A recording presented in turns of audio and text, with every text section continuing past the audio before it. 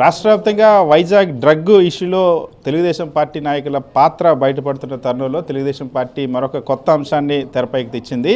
వైఎస్ఆర్ కాంగ్రెస్ పార్టీకి సంబంధించినటువంటి ముఖ్యమంత్రి ప్రభుత్వం ఉన్నటువంటి కొందరు ప్రతిపక్షాలకు సంబంధించినటువంటి ఫోన్లు ట్యాప్ చేస్తున్నారని చెప్పి ఆరోపణలు చేస్తుంది. అదేవిధంగా విజయవాడలో తెలుగుదేశం పార్టీ అభ్యర్థి కేసినేని చిన్ని ఫోన్ని కేసినేని నాని ఫోన్ ట్యాప్ చేయిస్తున్నారని చెప్పి ఆరోపణలు చేశారు. ఈ ఆరోపణల మీద ఏం మాట్లాడుతారు, మనతో పాటు మాట్లాడేందుకు ఎంపీ కేసినేని నాని ఉన్నారు. ఆయనతో మాట్లాడే ప్రయత్నం సార్. మీ పైన జగన్మోహన్ రెడ్డి గారి పైన తెలుగుదేశం అటు జగన్మోహన్ రెడ్డి పైన చంద్రబాబు నాయుడు, ఇటు మీ పైన మీ ప్రత్యర్థి అభ్యర్థి అయినటువంటి కేసినేని చిన్ని మీరు ఫోన్ ట్యాప్ చేస్తూ ఉన్నారు, ప్రతిపక్షాలు ఫోన్లు ట్యాప్ చేస్తూ ఉన్నారు. చంద్రబాబు నాయుడు భువనేశ్వర్తో పాటు కేసినేని చిన్ని ఫోన్లు కూడా ట్యాప్ చేస్తున్నాను ఆరోపణలు చేస్తున్నారు. నిజమేనా? ఇప్పుడు ఇటువంటి కుట్రలు కుతంత్రాలు ఇటువంటి వ్యవహారాలు చేయడంలో సిద్ధహస్తుడు చంద్రబాబు నాయుడు అనుకో. సో ఇటువంటి అలవాట్లన్నీ ఉంది ఆయనకే. ఇప్పుడు ఏదైతే ఆ రోజున మోడీ గారు నా ఫోన్లు ట్యాప్ చేస్తున్నాడు, నా బీజేపీ నా ఫోన్లు ట్యాప్ చేస్తుంది అని చెప్పి 2018 నుంచి మొత్తుకున్నాడు. ఇవాళ ఇప్పుడు మరి బీజేపీలో జతకట్టి మళ్ళీ ఒకసారి ఇక్కడ ఆంధ్రప్రదేశ్ ప్రజలు మోసం చేశాడు చంద్రబాబు నాయుడు. ఇప్పుడు అదేమైనా ఉంటే కనుక ఫోన్ ట్యాపింగ్ నిజంగానే ఫోన్ ట్యాపింగ్ అయితే ఇప్పుడు సెంట్రల్ గవర్నమెంట్ వాళ్ళ చేతిలోనే ఉంది, చంద్రబాబు నాయుడు అరచేతిలో వాళ్ళు మోడీ ఉన్నాడని చెప్తున్నాడు ఆయన.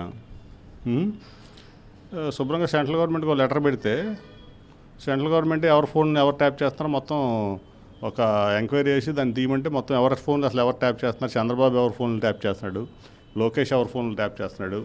అట్లాగే వీళ్ళు అసలు ఎన్టీఆర్ భవన్లో హైదరాబాద్ ఎన్టీఆర్ భవన్లో కూర్చొని వీళ్ళు చేసే పని ఏంటి, మాదాపూర్లో ఒక బిల్డింగ్ అద్దె తీసుకుని 300 మందిని పెట్టి వీళ్ళు చేసే పని ఏంటి, ఇవన్నీ కూడా అసలు ముందు అసలు బయటికి రావాలి ఈ విషయాలన్నీ కూడా.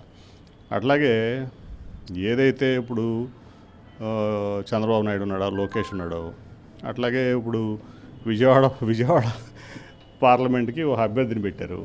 త్వరలోనే మొత్తం ఇతని హిస్టరీతో సహా ప్రూఫ్లతో సహా మొత్తం బయట పెట్టబోతున్నారు.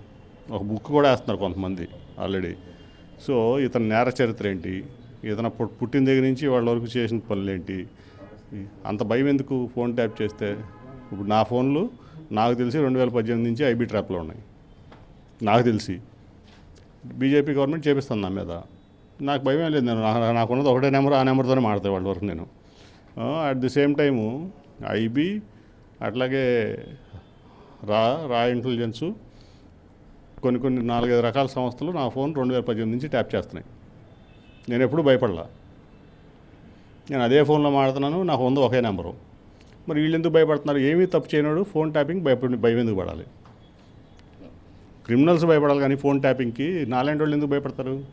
అంటే వీళ్ళు ఏదో క్రిమినల్ పనులు చేస్తున్నారు కాబట్టి వీళ్ళు ఫోన్లు ట్యాప్ చేస్తున్న అనుమానంతో వీళ్ళు భయపడుతున్నట్టు నాకు అనిపిస్తుంది. ఎందుకంటే క్రిమినల్ చేరుతున్నటువంటి వ్యక్తులు వీళ్ళంతా ఆర్థిక నేరగాళ్ళు ముఖ్యంగా. అవన్నీ కూడా త్వరలోనే ప్రజలు బయటపడతారు. దానికి టైం ఉంది. చంద్రబాబు ఏంటి, లోకేష్ ఏంటి ప్రజలకు తెలుసు, టీడీపీ ఏం చేస్తా నాకు తెలుసు. వీళ్ళు ఎన్టీఆర్ భవన్లో కూర్చుని హైదరాబాద్ మాదాపూర్లో కూర్చుని అక్కడ 300 మందిని ఇక్కడ 300 మందిని పెట్టి ఏం చేస్తారో నాకు తెలుసు. అట్లాగే ఏదైతే ఇప్పుడు విజయవాడ టీడీపీ ఎంపీ అభ్యర్థి అనుకునే వ్యక్తి ఉన్నాడో అతను చార్లెస్ శోభరాజు కంటే 10 రెట్లు ఎక్కువ చీటరు. చార్లెస్ శోభరాజు అనేవాడి కంటే 10 రెట్లు ఎక్కువ చీటరు. అతను మొత్తం రికార్డ్ అంతా బయటకు వస్తుంది త్వరలోనే. దానికి కోసం ఏంటంటే ప్రతిదానికి ఒక టైమింగ్ ఉంటుంది, ఆ టైమింగ్ కోసం వెయిట్ చేస్తున్నారు. టోటల్గా ఇతను ఆర్థిక నేరాలు ఏం చేశాడు, ఎవరిని ఎట్లా మోసం చేశాడు, ఎవరి దగ్గర ఎంత డబ్బులు తీసుకుని ఇక్కడ ఎంపీ అభ్యర్థిగా అవతారం పెట్టారు అనేది మొత్తం బయటకు వస్తాయి. మీరు ఈరోజు తెలుగుదేశం పార్టీ వర్క్షాప్ జరిగింది. ఆ వర్క్షాప్కి విశ్వేశ్వరాజన్ ఒక ఇంటెలిజెన్స్ కానిస్టేబుల్ని పంపించి మీ ప్రత్యర్థి అని చిన్ని ఫోన్ ట్యాప్ చేయించడానికి పంపించారని, ఆయన ఐజీ పంపించారు నన్ను ట్యాప్ చేయడానికి అంగీకరించారని చెప్పి ప్రెస్ మీట్లు చెప్తున్నారు చిన్ని. అదే ఇప్పుడు తప్పుడు పనులు చేస్తే భయపడాలి. నిజంగానే ఫోను ఒక ఇంటెలిజెన్స్ ఏజెన్సీనో, ఒక ఐబీ ఏజెన్సీనో, లేకపోతే ఒక రానో, లేకపోతే ఒక మిలిటరీ ఇంటెలిజెన్సో ఇటువంటి వాళ్ళకి ట్యాప్ చేయాలంటే వాళ్ళకి కొన్ని నిబంధనలు ఉంటాయి. ఎట్లా పడితే ట్యాప్ చేయడానికి ఉండదు. ఒకవేళ ట్యాప్ చేసినా తప్పు చేయడం ఎందుకు భయపడుతున్నాడు? తప్పు చేస్తేనే కదా భయపడేది. ఫోన్ ట్యాపింగ్కి ఎవరు భయపడతారు? నేనైతే భయపడను. నా ఫోన్ ఎంతమంది ట్యాప్ చేసి నేను భయపడను. నేను ఒకే ఫోన్లో మాడతా. వీళ్ళు ఎందుకు భయపడుతున్నారు అంటే ఏదో తప్పు జరుగుతుంది లోపల, ఏదో మొత్తం మీద నాకు తెలిసి భారీ ఆర్థిక లావాదేవీలు కానివ్వండి ఏదైనా జరుగుతున్నాయి, అందుకే వీళ్ళు భయపడుతున్నారు. అందుకని ఉలికి పడుతున్నారు. గతంలో తెలుగుదేశం పార్టీ ప్రభుత్వంలో ఈ ఫోన్ ట్యాప్ చేశారు, అప్పుడున్నటువంటి ఇంటెలిజెన్స్ చీఫ్ ఆ ప్రయత్నం చేశారు, ఆరోపణలు ఉన్నాయి, కేసు కూడా నడుస్తుంది.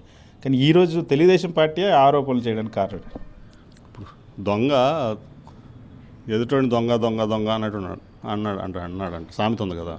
అట్లా తెలుగుదేశం పార్టీ వాళ్ళు ఏంటంటే నాకు తెలుసు ఆ ఏబి వెంకటేశ్వరరావు అనే వ్యక్తి ఏమేమి పనులు చేశాడు నాకు అన్నీ తెలుసు, అతని చరిత్ర కూడా తెలుసు. సో అదే చెప్తున్నా, దేనికైనా ఒక టైం కోసం వెయిట్ చేస్తున్నాం మేము. ఆ టైం వచ్చినప్పుడు అన్నీ ఎలక్షన్లోపు అన్నీ బయటకు వస్తాయి. ఎవరెవరు ఏం చేశారు, ఏం చేస్తున్నారు, ఏం చేయబోతున్నారు అన్నీ బయటకు వస్తాయి.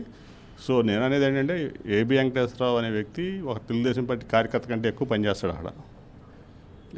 ఏది ఇంటెలిజెన్స్ ఆఫీసర్గా ఉన్నప్పుడు, ఇంటెలిజెన్స్ చీఫ్గా ఉన్నప్పటి నుంచి కూడా అతని డైరెక్షన్లో వీళ్ళంతా నడుస్తారు టోటల్.